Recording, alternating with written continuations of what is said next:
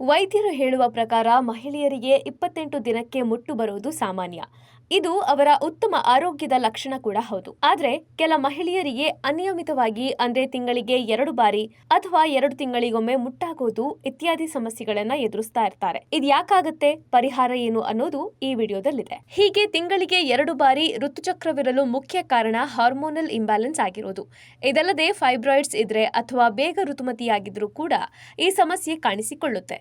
So ಈ ಸಮಸ್ಯೆಗೆ ಪರಿಹಾರ ಸಿಗಬೇಕು ಅಂದ್ರೆ ಕೆಲವೊಂದು ಡಯಟರಿ ಚೇಂಜಸ್ ಅನ್ನ ಮಾಡ್ಕೊಳ್ಳಿ. ಮೊದಲನೇದಾಗಿ ಹಸಿ ಪಪ್ಪಾಯಿಯನ್ನ ತಿನ್ನಿ. ಇದನ್ನ ನೀವು ಹಸಿಯಾಗಿ ಅಥವಾ ಬೇಯಿಸಿ ಎರಡೂ ರೀತಿ ಸೇವಿಸಬಹುದು. ಹಸಿಯಾಗಿ ಸಲಾಡ್ಗಳಲ್ಲಿ ಅಥವಾ ಬೇಯಿಸಿ ತಿನ್ನೋದಾದ್ರೆ ಪಲ್ಯ ಸೂಪ್ಗಳ ರೂಪದಲ್ಲಿ ತಿನ್ನಿ. ಇನ್ನು ಶುಂಠಿ ನೀರನ್ನ ಕುಡಿಯಿರಿ. ಅರ್ಧ ಇಂಚು ಶುಂಠಿಯನ್ನ ತುರಿದು 1 ಗ್ಲಾಸ್ ನೀರಿಗೆ ಹಾಕಿ ಕುದಿಸಿ ಆ ನೀರನ್ನ ಪ್ರತಿದಿನ ಕುಡಿಯಿರಿ. ಇನ್ನು ಅಶ್ವಿನಿ ಮುದ್ರೆ ಮಾಡೋದ್ರಿಂದ ಕೂಡ ಇರ್ರೆಗ್ಯುಲರ್ ಪೀರಿಯಡ್ಸ್ ನಾರ್ಮಲ್ ಆಗುತ್ತೆ. ಹಾಗೆ ಹಸ್ತಪಾದಾಸನ, ಭದ್ರಾಸನ, ಸರ್ವಾಂಗಾಸನದಂತಹ ಯೋಗಾಭ್ಯಾಸವನ್ನ ಪ್ರತಿದಿನ ಮಾಡೋದ್ರಿಂದ ಅನಿಯಮಿತ ಮುಟ್ಟಿನ ಸಮಸ್ಯೆಗೆ ಅತಿ ಶೀಘ್ರದಲ್ಲಿ ಪರಿಹಾರ ಸಿಗುತ್ತೆ.